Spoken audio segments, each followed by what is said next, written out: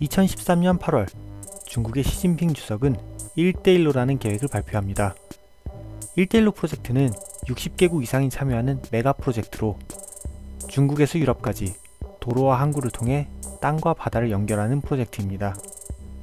그런데 이 프로젝트는 사실 중국에 의한, 중국을 위한 프로젝트라고 볼 수 있습니다.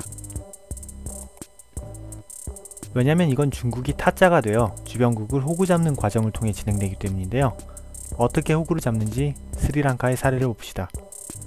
중국은 스리랑카에 1대1로를 같이 하자고 꼬십니다. 한반도타에 항구를 크게 짓자고 꼬셔봅니다.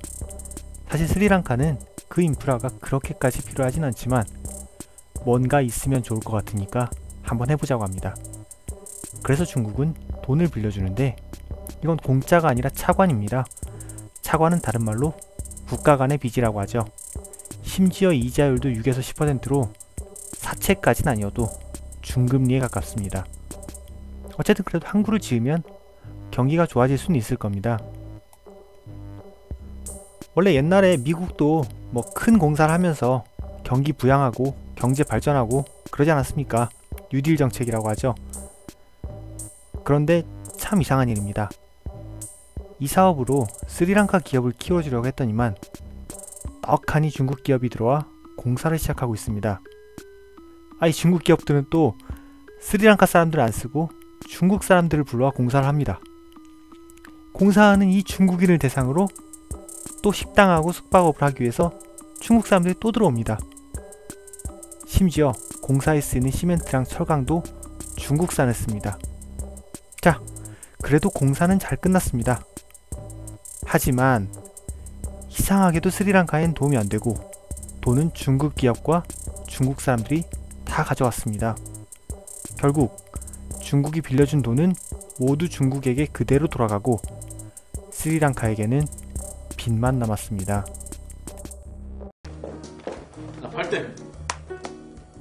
그때 호구는 돈을 잃는다. 그 돈은 다시 나에게 들어오고 나는 그 돈을 다시 호구에게 빌려준다. 실제로 돈을 딴 사람은 아무도 없다.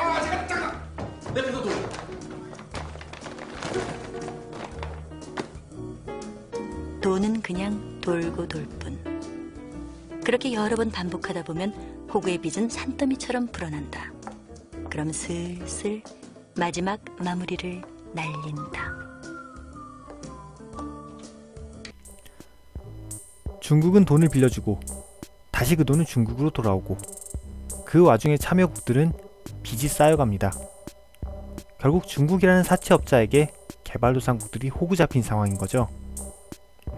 그래 도박과는 달리 어떻게든 긍정적으로 생각해보려 노력해볼 수는 있습니다. 그래도 잘 만들어진 항구가 남았잖아요.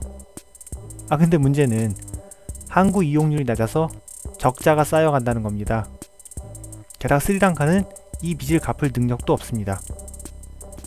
그래서 빚을 갚지 못하겠다고 말하는 순간 중국은 본색을 드러냅니다. 가게 아줌마가 3개월째 돈을 안 갚습니다, 형님. 알았어. 받아 가져갈게. 수고하십시오, 형님. 아줌마, 돈 빌렸어요? 저 금방 갚을게요. 제가 안 갚는다는 게 아니라 지금 당장 돈이 없어서 그래요. 돈이 없어? 난 참을성이 없는데? 돈 갚으라고. 돈 갚으라고. 돈 갚으라고! 이런 협박을 견디다 못해 스리랑카는 중국에게 항구 운영권을 99년 동안 넘겼습니다.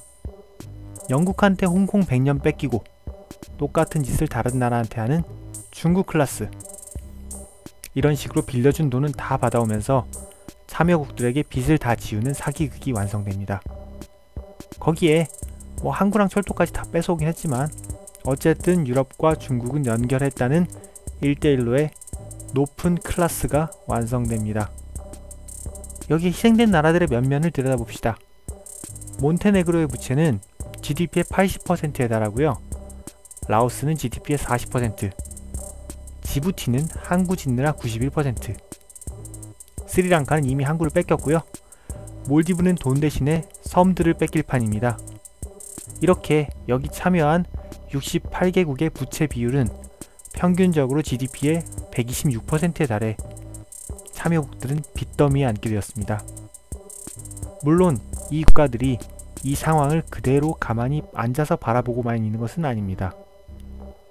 와 가스관을 잇는 파이프라인 프로젝트로 중국 자금의 지원이 약속돼 있었고 이 사업 진행률도 13% 정도였습니다.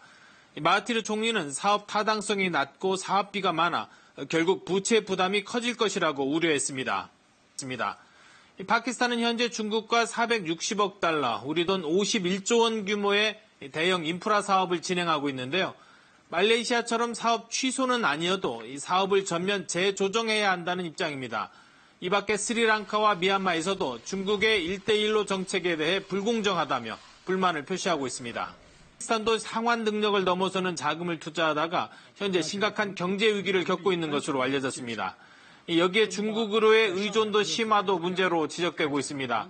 빌려 쓴 부채를 제때 갚지 못해 항만이나 도로, 철도 운영권이 중국으로 넘어갈 위기에 처한 것도 있습니다. 이렇게 참여국들은 사업 취소와 파산 선언으로 중국의 갑질에 맞서고 있지만 거대하고 두려운 중국이라는 사채업자에서 벗어나기는 현재로서는 어려워 보입니다. 지금까지 역사 읽어주는 남자였습니다.